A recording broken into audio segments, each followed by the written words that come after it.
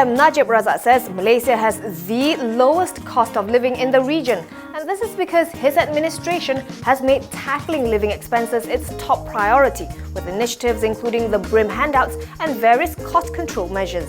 The PM says these efforts have, to some extent, proven to be effective after Malaysia was named the cheapest city in ASEAN in a survey by the Economist Intelligence Unit.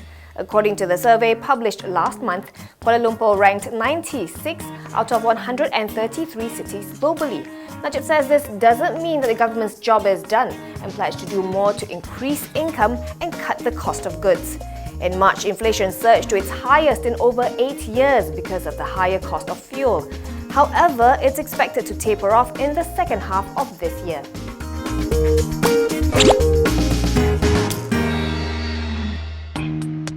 Malaysia and Abu Dhabi have reportedly agreed to settle a dispute involving billions of US dollars between 1MDB and IPIC, a move that could significantly weaken the impact of the US Department of Justice's lawsuits, since the disputed monies are central to the US's legal action, so a settlement could diminish evidence in those suits.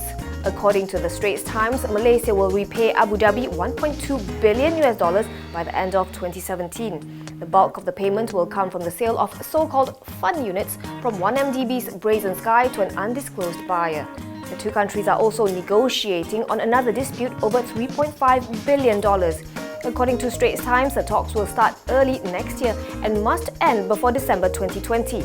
During this period, both parties will not pursue any legal action against each other.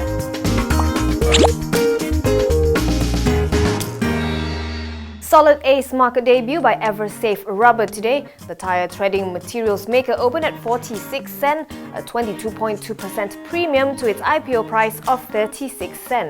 It hit a high of 45.5 sen before closing at 41 sen.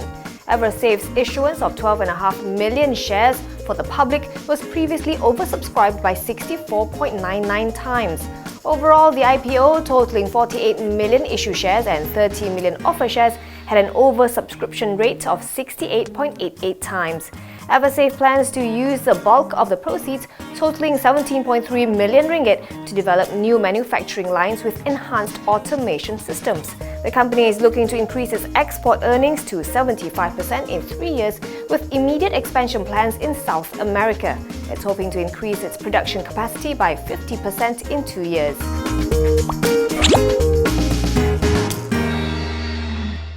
Felda is reportedly planning to lobby for higher CPO prices and sell assets to look after its settlers as their salaries shrink.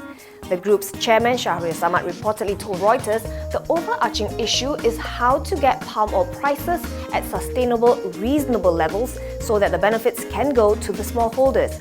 According to the Newswire, these settlers have seen their salaries dip 5% in 2016 from 2 years ago to 3,393 ringgit. Citing Shahre, Reuters says that Felda will work with Indonesia on marketing efforts to increase demand for palm oil. CPO prices have been falling deeper into bear territory, dropping almost 20% this year. Agribusiness consultant LMC International is expecting prices to fall to about 2,250 ringgit per tonne by year-end. Shahre was also cited as saying that Felda is looking at selling non-core assets this year, including hotels in London.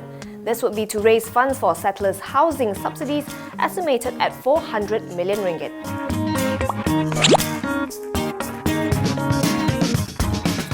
Trusted ID company Iris Corp will be partnering Norwegian biometrics company Zwipe to explore the potential for biometric smart card applications in Malaysia. Co-founder and tech advisor Chas Yap says Iris's facilities are all geared towards trusted ID, while Zwipe is into pure payments. The two companies are hoping to merge finance with ID. He says there are some similarities between the manufacturing of biometric cards and the components for ID cards and passports, which Iris currently does. But Iris will need further investments to upgrade its manufacturing capabilities. The two companies are also looking to expand the new technology beyond Malaysia.